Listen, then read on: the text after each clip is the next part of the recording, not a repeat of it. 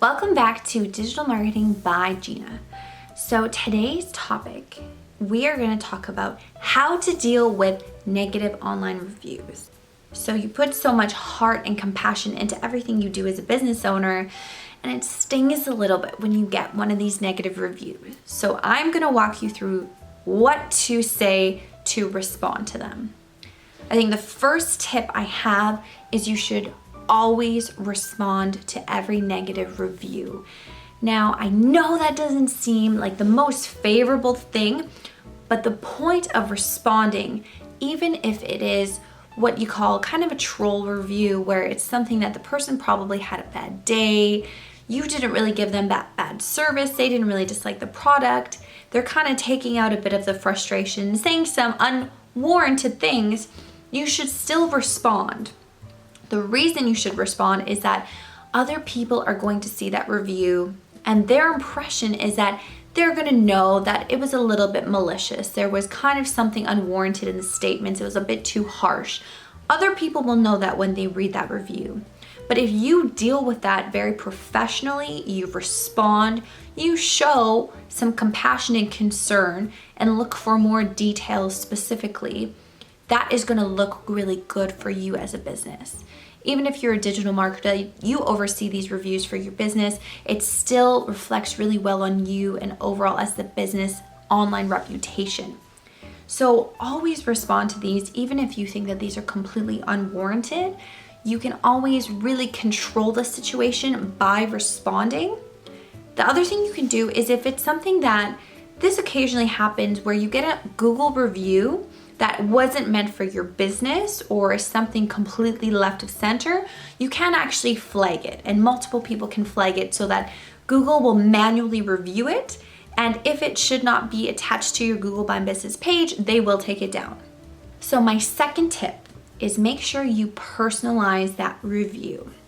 Now, most companies have a template on the kind of fundamentals on what to mention in a review, but when you see a negative review that actually has some really good feedback for you as a company, let's say the person had a negative experience with a person, a product, and they're giving suggestions on how to improve it because of that negative experience, that's the most powerful kind of feedback we can get. When you talk about a business evolving and really making sure that it's keeping its customers happy, it's providing a really good product, that's the most powerful thing you're going to find is those kinds of reviews.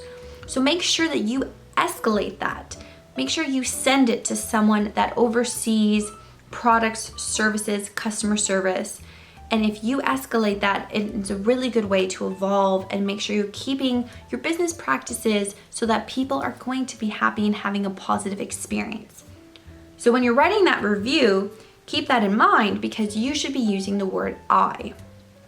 Use that personal pronoun and actually include the manager's name and phone number if it's applicable. So for instance, if you get a response from a negative review, and let's say you really liked the company, but you had a negative experience and you really wanted them to know that this is happening, you have these products that are being poorly made, or this person was really rude to me, I actually want people to be aware of this because it's going to save business in the long term. If you have a kind of review like that, you want to make sure that you say, I am sorry. If a response is of that nature, the person feels a lot more valued, that the company really took their review into consideration. They're really going to look into it, and they're really going to try and make improvements based on that. And that's a really powerful feeling as a reviewer, to feel that way. That's our goal, is to get that kind of response. Now, my third tip for dealing with online reviews is always come at it from a place of empathy. Now, sometimes I've seen at companies, certain people will deal with reviews and maybe they're not the best people to deal with them. It depends on a writing style. If there is someone that can take your company template for answering negative reviews and actually give a bit of empathy in their writing voice to that, I think that is a great way to, again, get that emotional resonance, make people feel valued, like their review is taken seriously, which is the whole point of this for our online reputation, for our customer service, and for our business. An example of that is saying, I am so sorry to hear about your experience shopping at X. We understand that is a really frustrating experience to have had, and we would like to rectify this as possible. I would like you to please call, blah, blah, blah. Coming from a place of empathy is always going to make you look better. It also helps your online reputation because people don't want to be scared to leave online reviews. If they look at your review history and see that someone left an online review and they got a little attacked, someone came in with a vengeance when they wrote that response, they won't want to write online reviews, but they're going to tell everyone they know, maybe post on their social media accounts about their negative experience. That's not something we want. So we really want that if someone wants to leave a negative review and they look at how we're dealing with them, that they feel they're coming from a place of empathy and understanding. They're trying to rectify the situation. It looks really good as a business. So keep that in mind with writing styles, with what you say back. Always come from a place of empathy, even if the customer wasn't right. Even if, let's say, they thought they were going to get this package earlier, even though your shipping information on your website doesn't say that they're going to get it in that short amount of time. You still need to be empathetic with everything you write in regards to negative reviews.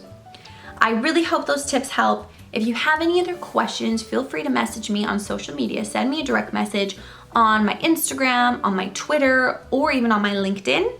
And if you have any other questions, any kind of difficult digital marketing topics that you've been struggling with this year, or even in previous years, let's answer them, let's sort them out. Feel free to leave me a comment down below and subscribe to Digital Marketing by Gina so we can really help strengthen our digital strategies for 2019. Thank you so much for watching.